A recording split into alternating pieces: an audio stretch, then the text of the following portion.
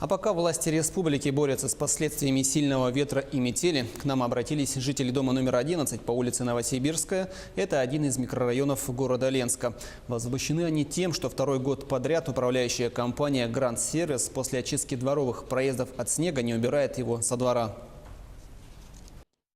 Иван Вантеев рассказал нам, что их двор от снега очистился за зиму только дважды. Сегодня снежными кучами высотой больше человеческого роста завалена вся придомовая территория и парковка.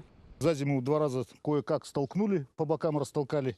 И все, второй раз и то, когда вот здесь провалилась машина, вышка ихняя, вытаскивали трактором. Когда они приезжали, с козырька снег сбить, чтобы не упал на голову. А было, он прям падает и прям на подъезд, на крыльцо. С козырька снег счистили, с крыши забыли. Теперь снежная шапка свисает над головами прохожих. Жильцы не раз звонили в управляющую компанию с просьбой счистить снег с крыш и вывести снежные кучи. Но руководство Гранд-сервиса посоветовало им сделать это самостоятельно. Коллективно собрать средства и нанять грейдер. Это несмотря на то, что все жильцы исправно платят управляющей компании за обслуживание и уборку придомовой территории. Но коллективно жители решили не нанять грейдер, а написать письмо в прокуратуру. Главный инженер компании «Гранд-сервис» Дмитрий Маслов нам пояснил, что чистить проездные пути не входит в их обязанности. И сделано это было исключительно по доброте душевной. Идем навстречу людям, все равно, конечно, там переметает. Кроме нас никто не чистит. Чистим, люди просят, чистим.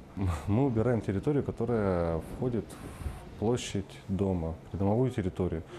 То есть это тротуар, к подъездам, подъезды, внутри подъездов.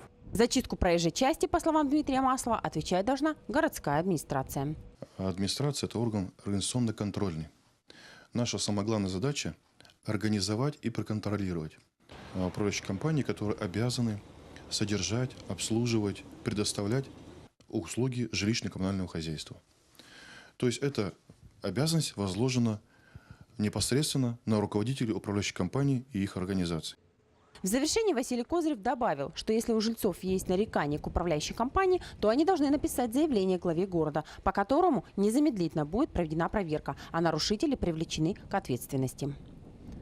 Светлана Балеева, Виталий Андреев, Ленск.